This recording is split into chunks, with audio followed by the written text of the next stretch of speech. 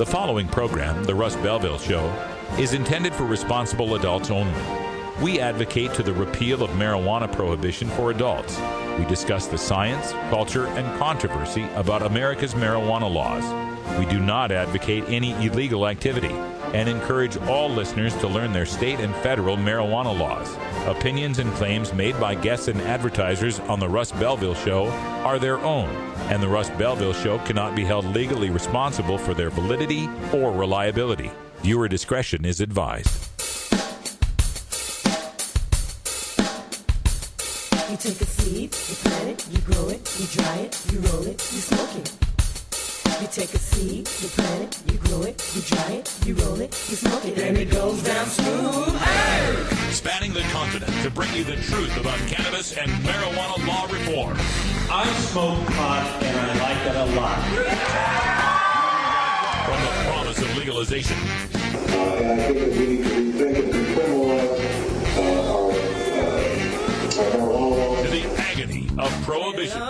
One major responsibility is to encourage people to use less drugs. The Russ Belville Show, the voice of the marijuana nation. Brought to you by the National Cannabis Coalition. Yeah, I hear you had a question for me. Now, here's your host, Radical Russ Belville.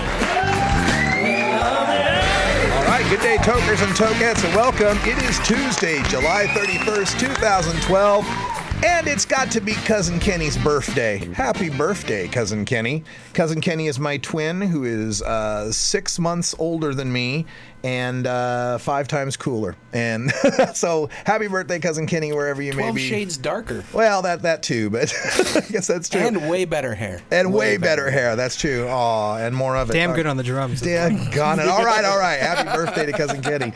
Welcome to the show, folks. We're having ourselves a good time this Tuesday here at Rolla J Studios. Let's get you introduced to everyone here in the studio representing the Kingdom of Hawaii and the Ivory Island Hour. We got Wiz Kaliko over here on the camera too. Hello. How you doing, Kaliko?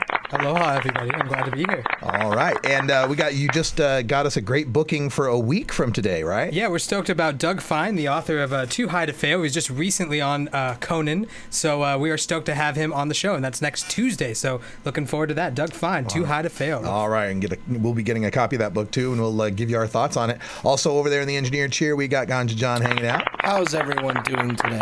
You're dressed in the bright orange. Yeah, I want to be visible. Definitely, you're not going to miss Ganja John today. No. And is that the High Times San Francisco hat? It is the High Times San That's pretty Francisco cool. hat.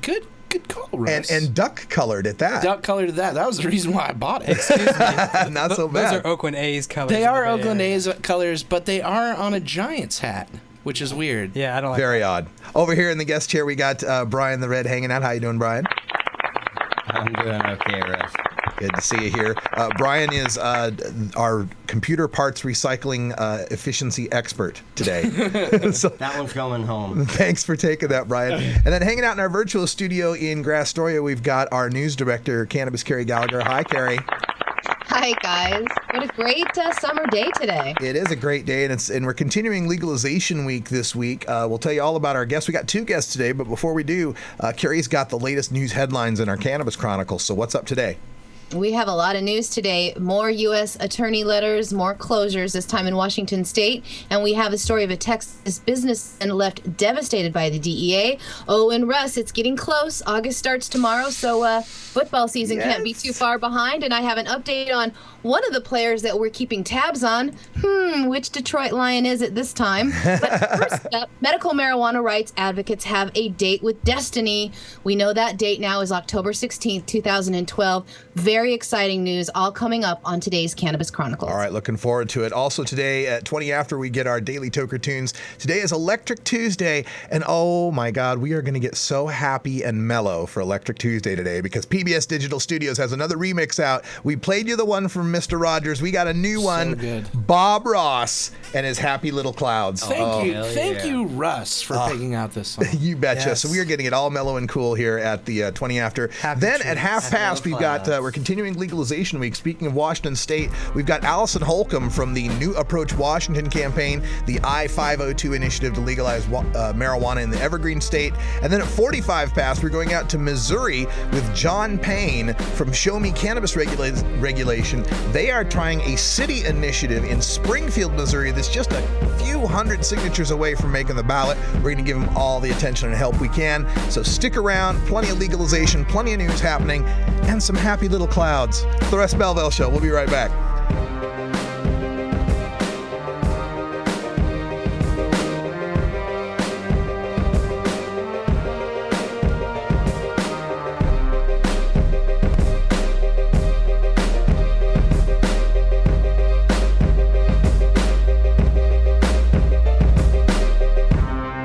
You're tuned into the Russ Belville Show, the voice of the marijuana nation.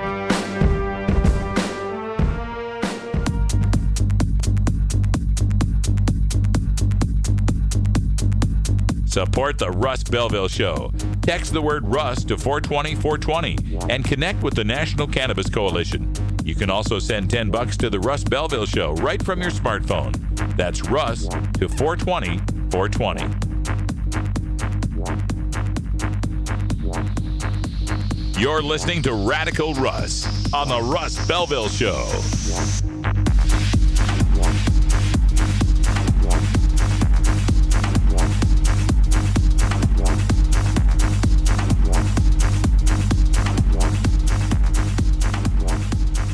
Remember, friends, there's more to life than marijuana. I just can't remember what it is. Why'd I come in?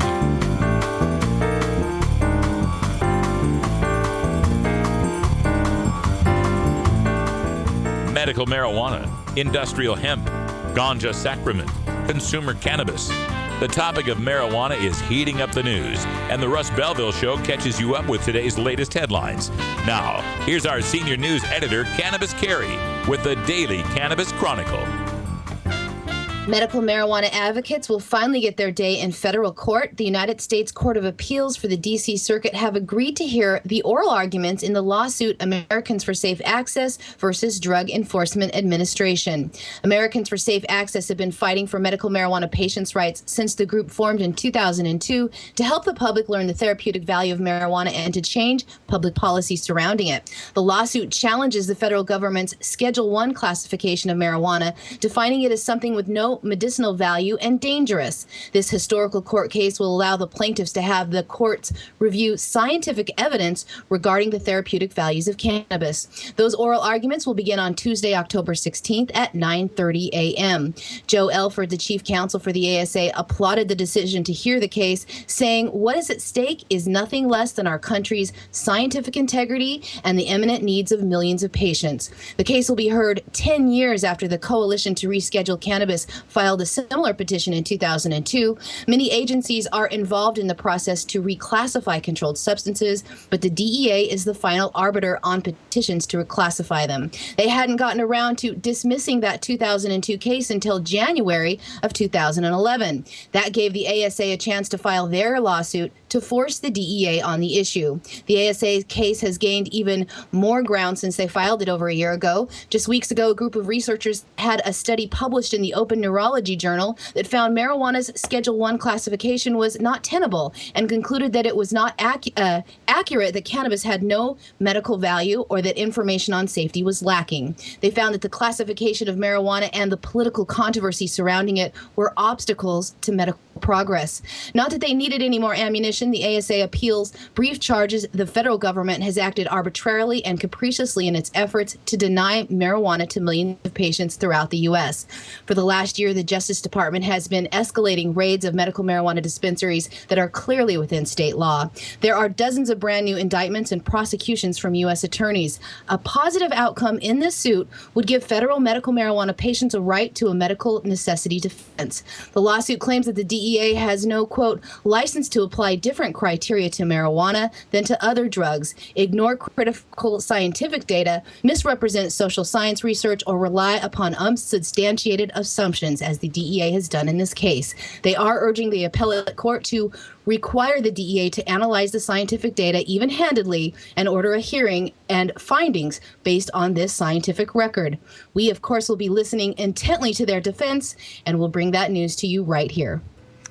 Well, of course, if this is going to be determined on a scientific basis, then the court case shouldn't take that long. It's pretty obvious that there are medical benefits to the use of raw plant cannabis in smoked, vaporized, tincture, edible form, whatever form. You cannot deny it. It's just you're just a fool. You just look foolish if you try to deny it. As foolish as our DEA administrator looked when she couldn't tell you it was less harmful than heroin. I mean, the wall is beginning to fall here, and the political pressure is going to come from this happening in the D.C. Court of Appeals. This means the politicos out there, the Hill, all of these Washington Insider blogs and Washington Post reporters are going to focus on this case, and they're going to bring this to the executive department. They're going to bring this to the Obama campaign. Why is this still Schedule 1? Why do we try to maintain a lie that there's no recognized medical use in the United States when 17 and what will be 18 with Massachusetts, United States, and District of Columbia, where they're deciding this case, all recognize the medical utility of cannabis? But beware, cannabis reformers, because down this path lies Schedule 2 rescheduling of cannabis, which is just exactly what Big Pharma is waiting for, the license to go right ahead and start deriving all sorts of plant cannabinoids and making all sorts of pharmaceuticals out of them, and thereby gutting the medical marijuana argument. We've got you the medicine that your patients needed. So remember, we do want to have any sort of movement we can have here on this issue, but we can never take our eyes off the prize, and that is there is no legitimate reason for the government, by the use of force, to try to stop people from using marijuana so long as they're not harming others. 3 medical marijuana retail shops in central Washington state have closed their doors shortly after receiving threatening letters about criminal charges and property seizures. The businesses all in the Wenatchee area decided to close their doors after their landlords received letters from Eastern Washington U.S. Attorney Michael Ormsby. That letter, sent just last week to 4 area dispensaries, followed a similar strategy that has successfully closed hundreds of dispensaries in California. One of the dispensary owners, Eric Cooper, had just opened Apple Capital Holistic Care in May, and he said that he probably got spooked easier than he should have, but did not want to face having a criminal record. He said that he did not want to put his landlord in the position of having to evict him or lose his property. Cooper said that they had done everything by the book and he had a nice, clean operation and regrets having to put 7 employees out of work. Joe Harrington, the first assistant U.S. attorney in Spokane, Washington, said that 4 dispensaries were sent letters, but said the letters were not technically cease and desist orders. Harrington said the letters were sent asking the landlords to take appropriate steps within the next 30 days to make sure their properties were not being used for illegal purposes. He also reminded reporters that trafficking in controlled substances is a violation of federal law, as is knowingly maintaining premises where drugs are being distributed. 2 other dispensaries also closed immediately after receiving the letters, and that 4th dispensary is still open, but they are making plans to close within the next 30 days. Well, this just highlights once again the disparate enforcement of the law depending on where you are at. Your geography often determines what's going to happen to you. If you look at this map here, Wenatchee, Washington, it's just right there in the center of Washington State, a little bit north of Yakima, Washington, to be the nearest major city, and of course Seattle area over here to the west. Had the dispensary been open over in this Seattle-Tacoma area, most likely the prosecutors there would be leaving it alone. But there in the central Washington area, the people are vulnerable to the law enforcement that doesn't look at the medical marijuana law quite the same. If this doesn't highlight the need to pass legalization and finally get it through the thick skulls of law enforcement that the people don't want this treated as a crime, I don't know what will. We've got to vote yes any chance we get to legalize marijuana. The We've been following the antics of some off-season Detroit Lion players who have been in legal trouble over marijuana. Nick Fairley, the Lions' defensive tackle, had a hearing scheduled this morning in an Alabama municipal court on charges of second-degree marijuana possession. He faces up to a year in jail and a $2,000 fine. The former Auburn player and first-round draft pick was stopped by police April 3rd after residents of a neighborhood called in reports of a black Cadillac Escalade racing through the streets. He was pulled over and charged with having a personal amount of marijuana. Then just 2 months later, Fairley was in trouble with police again. According to Alabama state troopers, that same Escalade driven by Fairley passed them from behind at about 100 miles an hour. They say that Fairley at first did not yield to the police lights and sirens, but when he did come to a stop, police say they charged him with DUI and attempting to elude police. Now, he is set to answer those charges on August 14th, but his marijuana charges today, Fairley was impressing his bosses at practice instead of sitting in front of that judge. His attorney requested more time to review the case, and that was granted. Fairley's lawyer told the judge the player was in an NFL substance abuse program. Now, the new hearing is rescheduled for November 27th, right in the middle of football season, and after his court hearing, he will most likely also face some kind of sanction from the NFL. They're holding their judgment on him until his legal issues on the case have been answered. Reports from training camp say that Fairley looks great on the field, and one of his fellow players, Michael LaShore, will be sitting out the first 2 games due to his 2 arrests in a time frame of about 1 month for marijuana possession earlier this year. Okay, well, I can't defend a guy who is passing cops in his Escalade at 100 miles an hour on the freeway. That's just a certain level of stupidity that is crying out for some sort of punishment, and hopefully something that happens just to him and not to some innocent person who he might wreck into getting out of control there at 100 miles an hour in a large vehicle. So don't have much sympathy for you there, Nick Fairley, on that issue. And I hate it when we get stories like this and marijuana is tied into it somehow, and it then, puts a black eye on those of us who are responsible cannabis users who aren't endangering others in this sort of way. So please, I hope everyone can understand that this guy, it could have been a marijuana, it could have been, anything else, but this guy's just got a responsibility problem. He's got a maturity problem. This is not a marijuana problem. The owner of a small North Texas business has been devastated by a secret DEA drug war operation that left one of his employees dead and half his business shot up beyond repair. Craig Patty owns a small business that hauls sand using 2 trucks, and without his knowledge, DEA administration employed one of their drivers, Lawrence Chapa, to work undercover, hauling loads of marijuana from the southern border. On one such haul, with more than a dozen law enforcement officers observing the truck, 4 men attempted to hijack the cannabis-loaded truck, shooting the driver Chapa 8 times, killing him immediately. In the confusion of the attack, a Houston police officer shot a Harris County sheriff's deputy as well. The truck itself was sprayed with bullets to the point of becoming inoperable, but when Patty submitted the damages to his insurance company, he was informed that since the truck was used in a law enforcement activity, they would not cover the damages. Patty is also out the service of that truck in his business, which nearly bankrupted him. Patty also had to pay a special team to clean the blood out of the cab of the truck. With no apologies or money coming from the DEA, Patty has filed papers in court demanding the DEA reimburse him over $133,000 in lost wages and repairs and another $1.3 million for damages to himself and his family. Since the murder, they have lived in fear of retaliation from the cartels over the hijacking gone bad.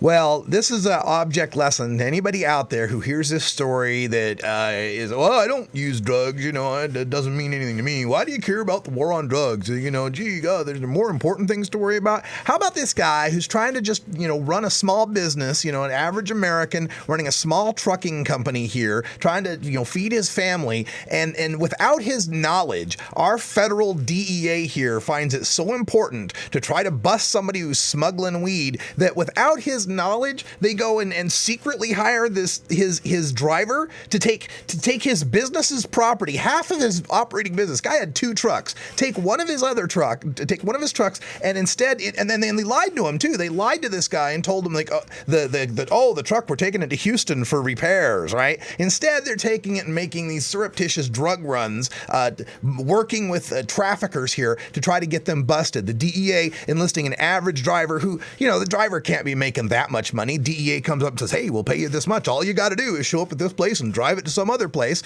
His family's also devastated with him, taking some driver job and then getting shot up by 4 guys trying to hijack the truck because, again, prohibition makes marijuana worth so much that it's worth trying to do these pirate operations in the middle of our freeways in Texas here, trying to take this guy down, while 12 or more than a dozen of these cops watching it happen. They were there, surveilling the truck for the trafficking gig there for the sting, and then they have to see the driver there get sprayed with bullets and killed. So you got one guy's business that's almost bankrupted here without his knowledge. He can't get any recompense from his insurance company because it was a lawful law enforcement operation.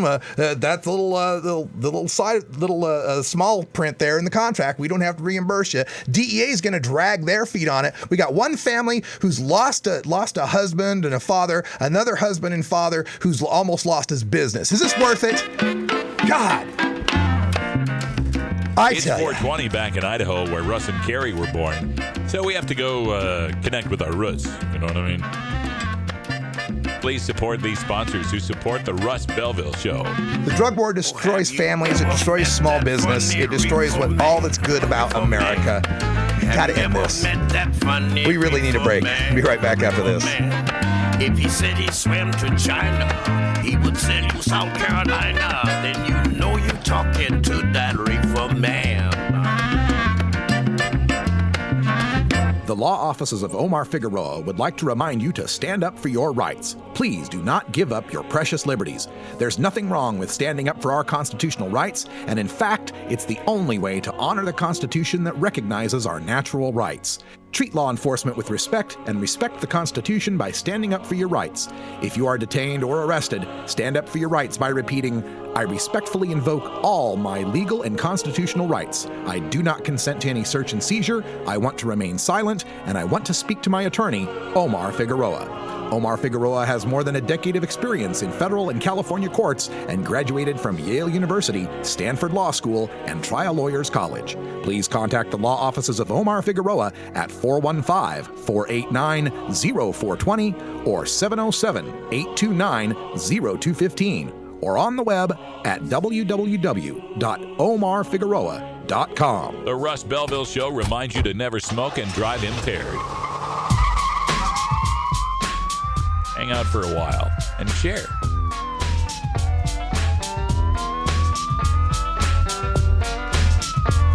Cause the day was hard and your work was long and you need a break from all that's wrong. You better look at the clock cause it's 4:19. Time to reach in that pocket for your bag of green and smoke that weed. You're tuned into the Russ Belville Show.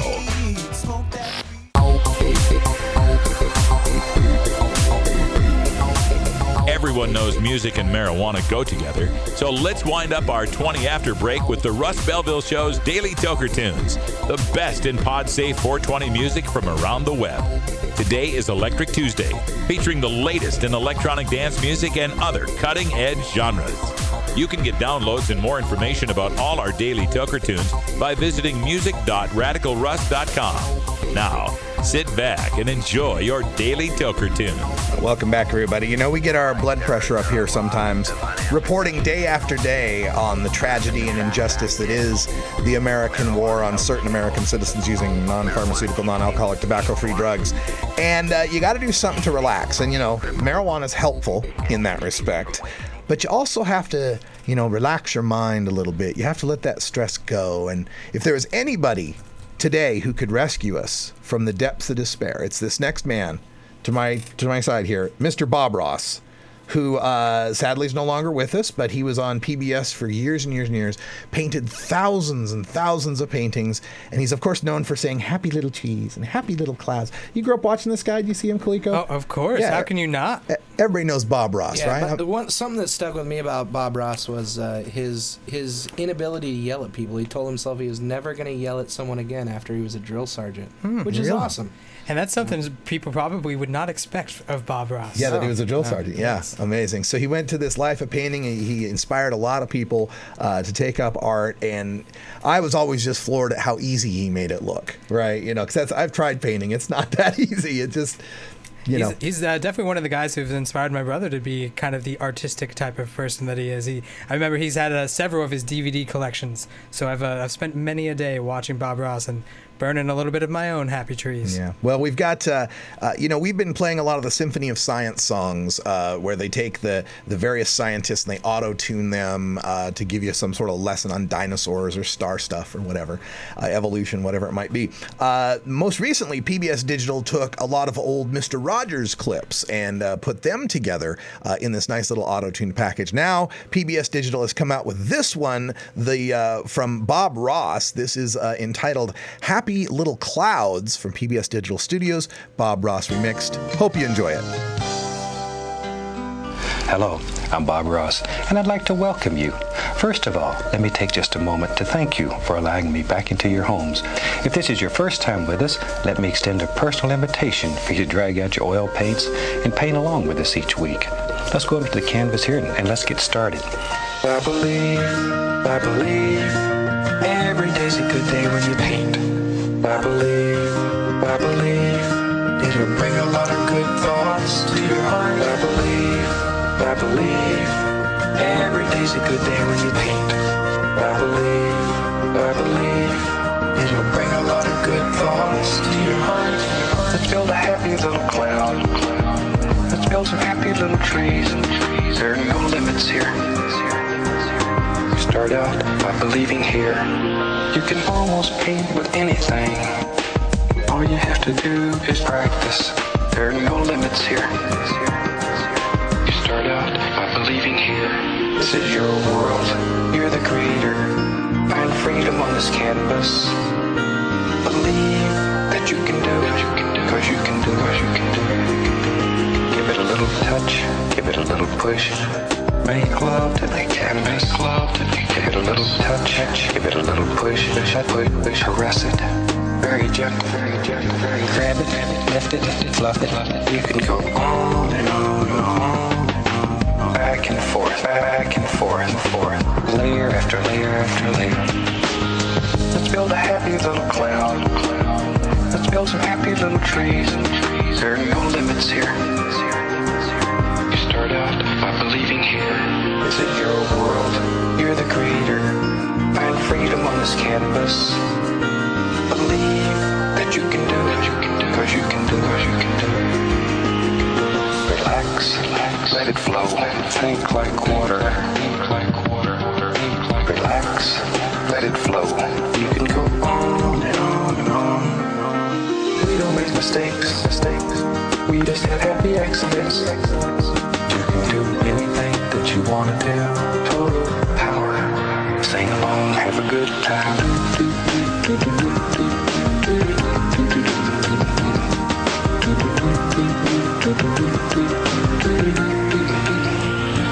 This is your world. You're the creator. Find freedom on this canvas.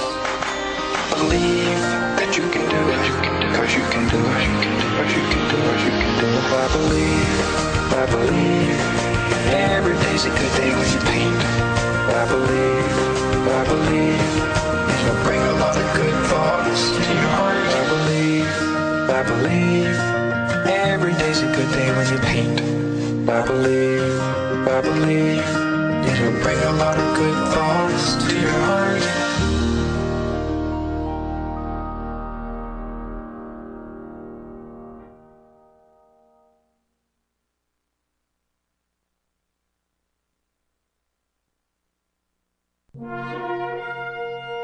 Hi, this is Dan Michaels. If you're looking for professional voice talent for your commercial or podcast, I'm your man.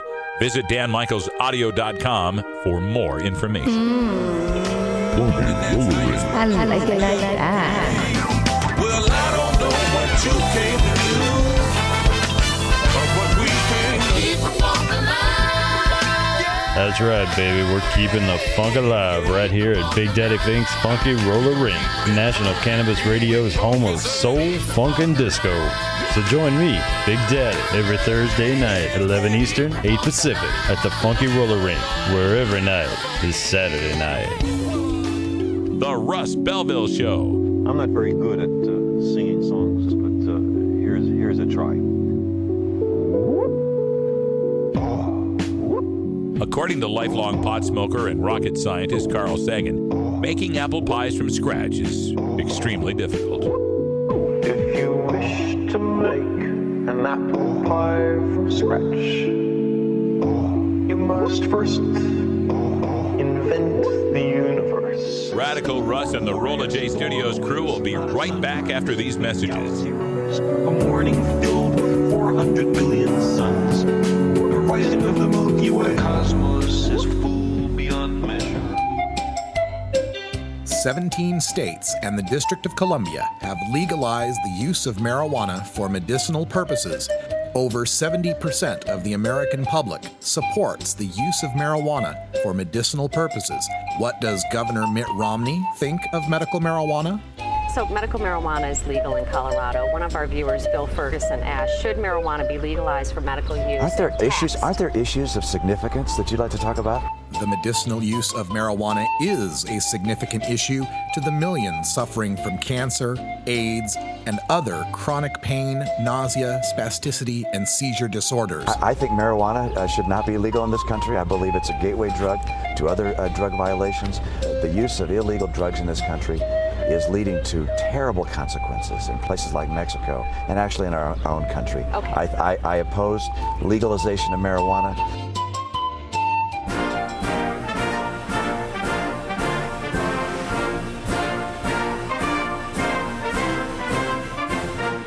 Five of the last 7 major party candidates to run for president, 3 of the last 7 vice presidential candidates, and the last 3 presidents have all smoked pot.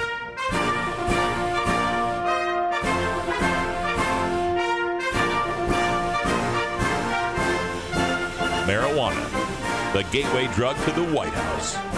This is the Russ Belville Show.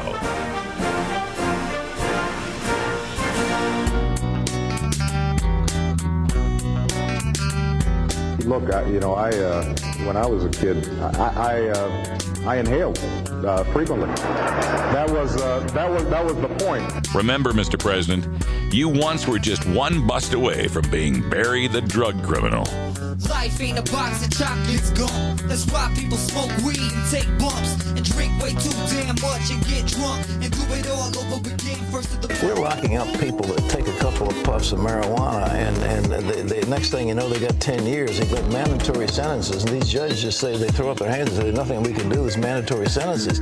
We've got to take a look at what we're considering crimes. When the Reverend Pat Robertson from television's The 700 Club criminalizing marijuana, criminalizing the possession of a few ounces of pot and that kind of thing. I mean, it's just makes more sense on the marijuana issue than the president, the Congress, and the Supreme Court. It's costing us a fortune, and it's ruining young people. The young people go into prisons. They come out. They go in as youths, and they come out as hardened criminals, and it's not a good thing. You know we're winning.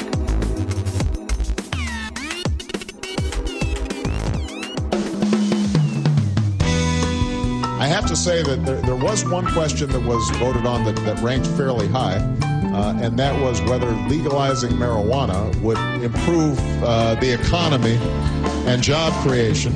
I don't know what this says about the online audience, but the answer is no. I don't think that is a good strategy to grow our economy. So.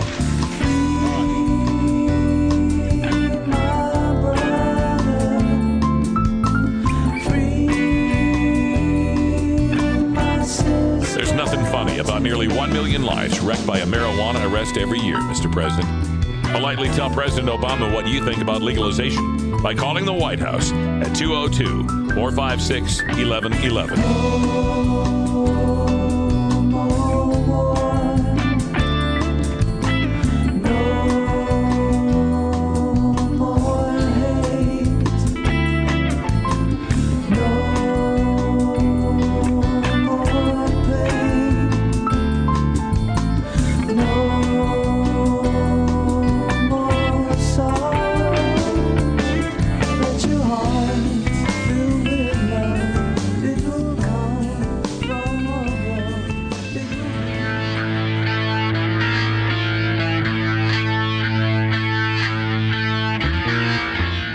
marijuana re-legalization is not likely to happen first at the federal level.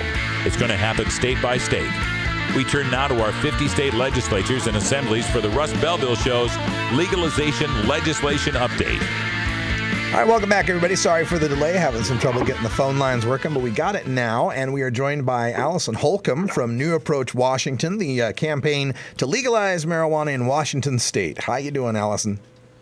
I'm doing great, Russ. Thanks. Hey, we just reported recently on some good news for I-502, a big influx of campaign cash. Can you tell us more about it and how it's going to be used? Yes, we just deposited $1.25 million from 4 different donors. Peter Lewis of Progressive Insurance Company, a longtime contributor to marijuana law reform efforts and drug policy reform efforts generally. Drug Policy Action, which is the political arm of Drug Policy Alliance, founded and directed by Ethan Nadelman in New York. Rick Steve, a local celebrity travel writer here in Edmonds, Washington, contributed another $250,000, and then the ACLU of Washington to bring us up to a total of $1.25, and that is money that we are going to use to begin an early voter contact and education campaign in August to put the issue of marijuana legalization, taxation, and regulation on the radar of the swing voters that we know that we have to reach before November 6th. Mm-hmm. Okay, and as far as the campaign goes so far, I erroneously reported a few weeks ago on the polling results trying to compare the 3 different states. Can you give us the latest polling? And apparently it's the best of the 3 legalization states at this point. Right. Well, of course we have to take all polls with a grain of salt because every poll is, got a little bit different methodology, a little bit different margin of error, and sometimes they even ask different questions. Most recently, polling done by Survey USA that was commissioned by our local NBC affiliate, Kingside TV, showed Initiative 502 had 55% support statewide with only 32% opposition. So that's a 23-point lead. And what was really exciting was the east of the mountains, which is traditionally a little bit more conservative, we were polling at 54% with only 34% opposition, so a 20-point lead there. So we're thrilled to get those numbers. Yeah, that's really, really good news. And as we begin this campaign, we're going to start to see some of the opponents to this coming out. And in the strangest sort of news that we had to report on this, we heard of a lawsuit being proposed here because apparently you didn't, or the state didn't indicate how much money would be caused or raised or spent, or it seemed really arcane to me. Can you tell us what's going on with that? Our state Office of Financial Management is the agency that is required under state law to produce a statement of the fiscal impacts of any initiative that's on the ballot for voters to consider. They actually have until August 10th to produce their final report. And what happened in this instance is that the agencies, there are 17 different state agencies that are weighing in on the fiscal note for Initiative 502. They had produced preliminary fiscal notes, and those were available as public records. And apparently one of our opponents wasn't happy with the numbers that were reported and decided to sue, saying that the fiscal note was inadequate and not correctly produced. Now, we're still waiting to get the final note from the Office of Financial Management, but I'm sure that by next week, next Friday when it's due, complete and accurate fiscal note will be published. Okay, so but there's nothing happening here to suggest that it wasn't on the up and up as far as trying to evaluate what the financial impacts might be. Well, at least not from my reading of the notes. I mean, what I would say is that probably some opponents would prefer to see numbers that supported their arguments against Initiative 502 more than the fiscal note probably will. You know, one of these numbers that I do hear bandied about that seemed kind of ludicrous to me is this idea that when I-502 passes, because of a 25% tax at each level of the production chain and distribution chain, there would be $600 ounces in Washington State, which seems kind of ludicrous to me. Where does that even come from? How does this 25% tax work? Right. So, what I think what happens for some people is that they hear that, well, the 25% tax gets applied at the three different stages in the supply chain. So there can be a grower and then a processor, somebody that would turn marijuana into a usable product, and then finally your retail outlet. And so they take 25 and 25 and 25, and they add that up, and they come up with 75%. What that misses is that, of course, the cost that a wholesaler charges to a retailer is very different from what the retailer charges to the customer.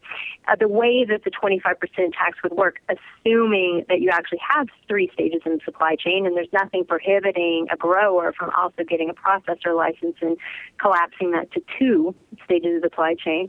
But if you have all three, what really happens is you wind up, after all the tax is added up, plus the retail sales tax is added on, and you get to about a 40% tax, which is certainly a steep sin tax. It's roughly equivalent to what we pay on alcohol here.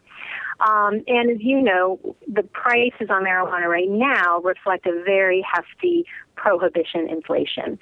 So to get to a $600 ounce off of what's currently a $200 ounce, you're talking about significant markup on top of the prohibition inflation that just really isn't going to apply. I suspect that what we're going to see happen is that once marijuana becomes legal in the state of Washington, and hopefully in Oregon, and hopefully in Colorado, you'll start to see that prohibition inflation decrease, and your sellers are going to absorb that sin tax, if you will, so that prices will, at the worst, stay where they are now, but over time start to decrease as we move away from this prohibition model.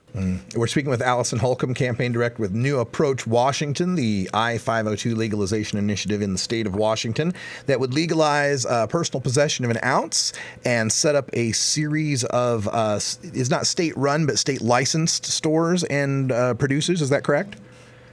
That's right. The state will not be involved in growing or selling. They'll simply be issuing the license, as much as anybody that wanted to get a license to operate a bar would have to get a special license for that.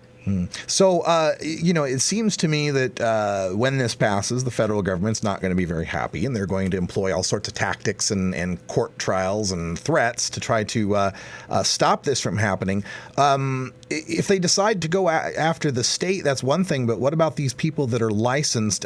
Is there anything about them getting this license that is going to lead to, say, a paper trail that's going to help a federal prosecutor? Right now, we see the federal government investigating and prosecuting certain people who are, for example, holding themselves out as medical marijuana providers. But for whatever reason, the federal government believes that they're operating outside of the bounds of the state law, and they investigate them. Some of these medical marijuana providers do have business licenses. Some of them are paying state taxes, and sometimes that information does show up in the investigatory files of the law enforcement agency. But by and large, when the federal government decides to go after you, they're not going to rely on a paper trail. They're actually going to send undercover agents into your shop to buy actual marijuana and build a case that shows that you didn't just get a license to sell marijuana, you actually did decide to go ahead and sell marijuana. So does the fact that you have a license provide some evidence that you are committing a crime? Sure. But the evidence that a federal prosecutor wants to have to go after you is evidence that you're actually selling marijuana, which is not going to be just a paper trail. So my advice for anyone that's afraid about the federal government coming after them is don't get into the marijuana business. Well, there we go, and like you say, it's kind of the risk that people would be taking now in the medical situation that's going on in Washington. We just reported today on 3 dispensaries in central Washington, the Wenatchee area, that had shut down thanks to these threatening letters from eastern Washington. I don't know if it's the district attorney or U.S. attorney out there, but they got the threatening letters and they've shut down. So how is passage of I-502 going to change, if at all, these folks that are currently doing business in the medical arena? The most powerful thing that 502 will do for people that are operating as businesses within the medical marijuana arena is to send an incredible political message that says the people of the state of Washington are sick and tired of treating marijuana use by adults as a crime, and we're ready to do something different, and we don't think it's a very good use of federal resources to go after people who are growing and selling marijuana to adults. That political message is probably more powerful than anything that a defense attorney can do for you in court. Good point. That's what I always say is that first you have to secure the fact that we have a right, and then we can start defending it. It's hard to fight for something when you're a criminal. A lot easier when it's considered to be a right, something that's been upheld by your fellow citizens. Like you said, so far we're seeing polls around the 55% margin. What will we be seeing as far as will we get some campaign ads, maybe some TV spots with Rick Steves? What's coming up? Well, what we'll do in August is start a conversation with people who are soft supporters and undecideds, and typically those are parents. As you know, women tend not to support marijuana law reform quite as strongly as men do, so we'll be targeting our initial contacts, which will be television ads, broadcast television, cable television, and we'll run the ad online as well for people surfing the internet. But it'll essentially try to engage that constituency and talk about, what if we did something different? What could we do differently that might actually be better for our families and our communities than the prohibition model that we're pursuing right now? So we'll run that, and it'll be, a little bit softer than what people might think of as a typical political campaign ad that's just saying, vote yes. This will be trying to engage people in the conversation and trying to get them to take a look at what might be possible. All right. Well, Allison Holcomb with New Approach Washington. We are so excited that we've got 3 states, a record, 3 states at once voting on marijuana legalization. If anything, that in and of itself sends a message. So how can our listeners from all around the country and all around the world help New Approach Washington, help topple that first domino and get marijuana legalized? It would be absolutely wonderful if people would go to the website, newapproachwa.org, newapproachwashington.org, like us on Facebook, follow us on tweet, show that we have a strong following around the planet. And if you are so inclined, if you live in the U.S. and would like to make even a low-level donation, $35 gets a field organizer volunteer kit into the hands of one of our volunteers so that they can go out and spread the word about 502 and make sure that voters in the state of Washington are aware of this. And that's something that they can do for all 3 campaigns. Go to Colorado and Oregon and make sure that they have a little bit of money so they can reach out to voters and talk to them about these initiatives. All right, that sounds great to me. And Allison, is just 3 weeks away till Seattle Hemp Fest. Will we see you there? Absolutely, can't wait for it. All right, see you there. Thanks for joining us again. Thank you, Russ. It's simply business. It's simply business. It's simply business. You know why they won't let us grow. It's simply business. We'll be right back after these messages from our 420 friendly sponsors. Support these advertisers because their ad money goes straight to the Russ Belville Show. All right, we got more Legalization Week coming up next. John Payne and Miranda Reynolds from Show Me Cannabis Regulation in Springfield, Missouri. You're tuned into the Russ Belville Show, be right the back. Voice of the Marijuana Nation. Brought to you by the National Cannabis Coalition. It's simply business. It's simply business. It's simply business. You know why they won't let us grow. It's simply business. It's simply business. You know why they won't let us grow. It's simply business.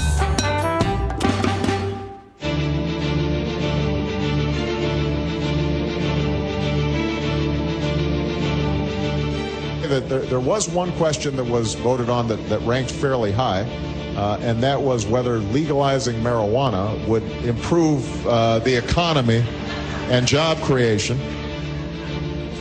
And I don't know what this says about the online audience, but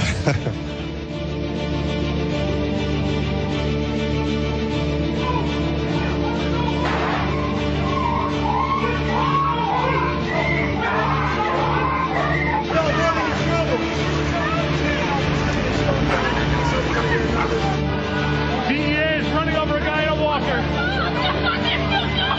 My money!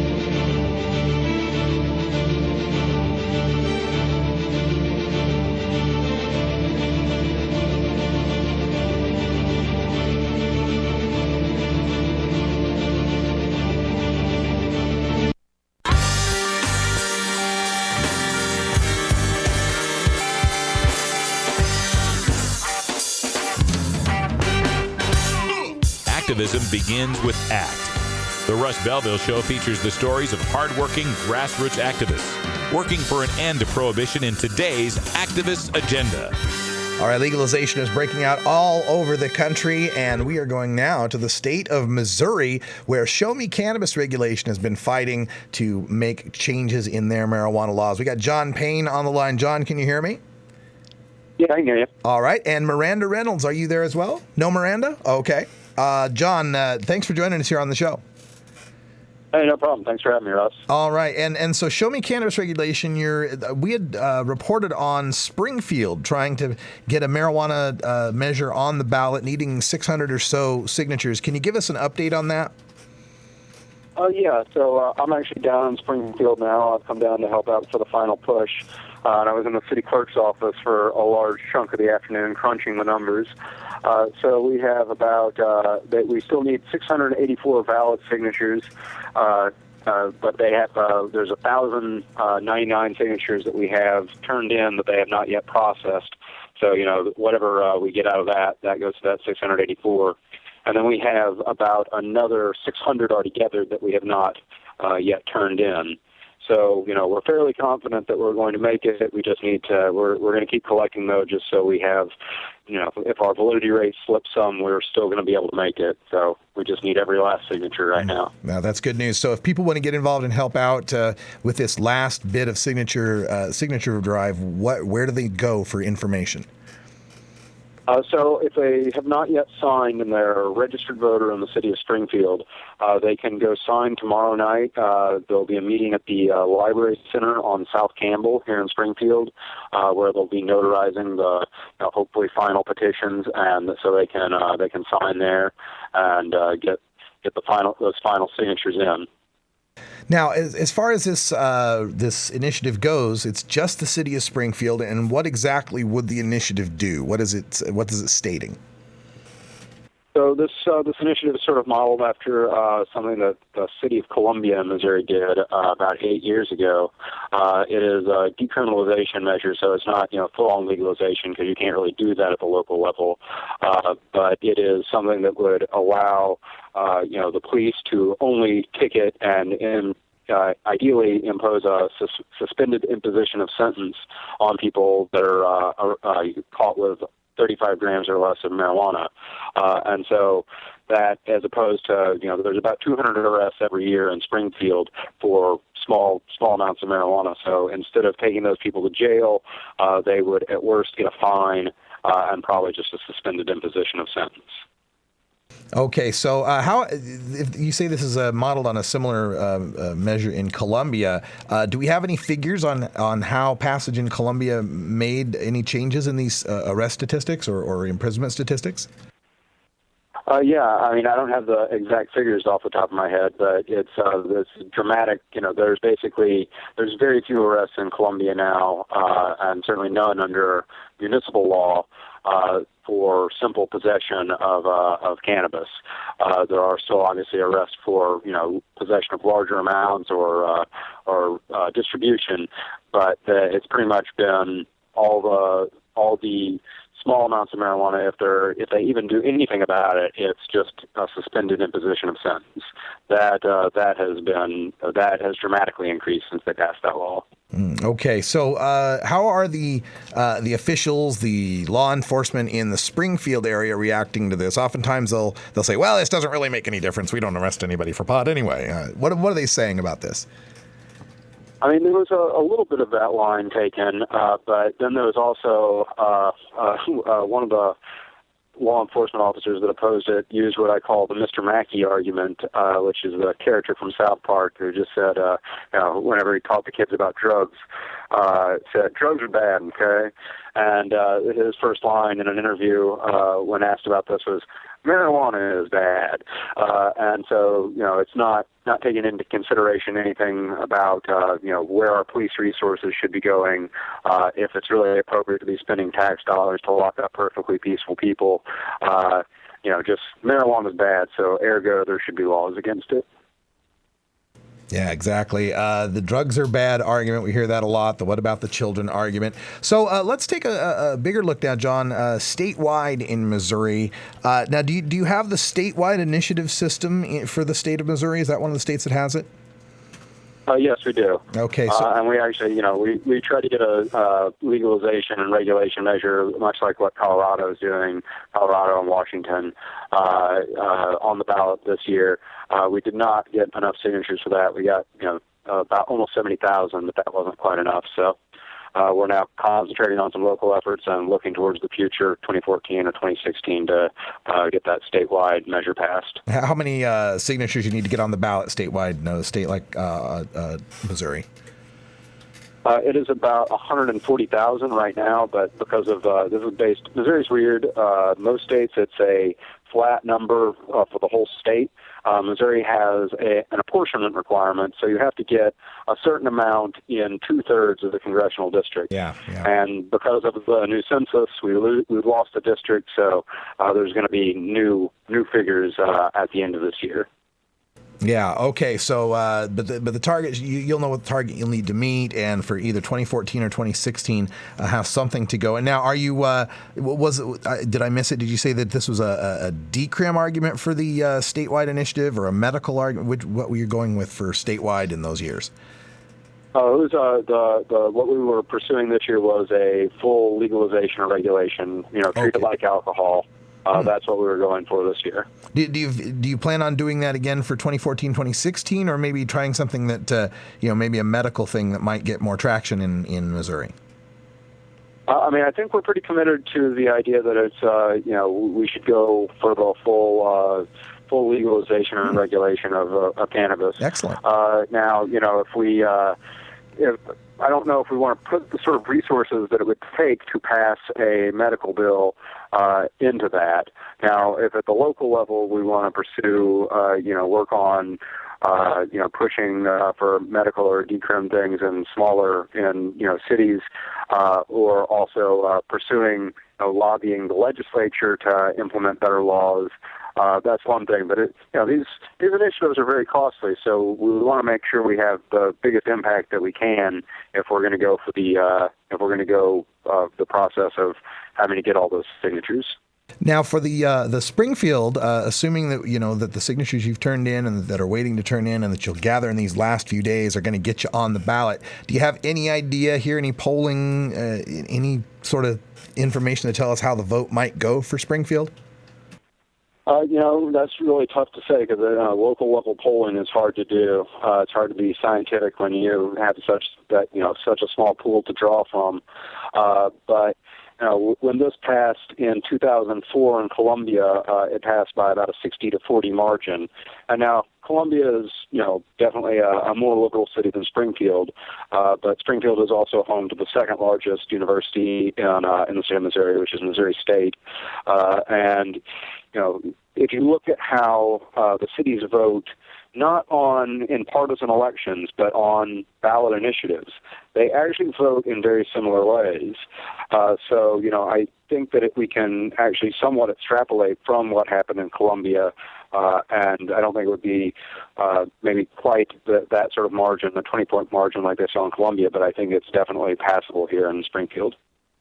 All right, so let's give the folks once again any website information they might need, Facebook or stuff like that, if they want to help contribute to this effort and get involved in these last few days to get this on the ballot. So the website would be showmecannabis.com, and then if you want to donate, just hit /donate. And then the Facebook page is Show Me Cannabis Regulation. I've been putting updates on there about the measure in Springfield and where people can go. And finally, like I said, if they're living in Springfield and are registered to vote there but haven't got to sign a petition, they should come out to the Library Center on South Campbell tomorrow night at 7 o'clock and sign the petition. All right. Thank you so much, John Payne. Show Me Cannabis Regulation, show-mecannabis.org out there on the internet. Get involved. We can change this everywhere.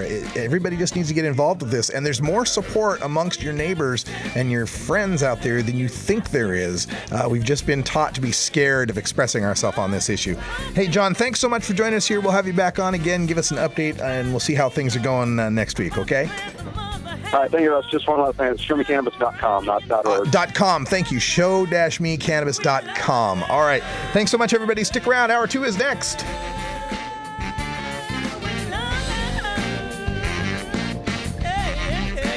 This is the Russ Belville Show.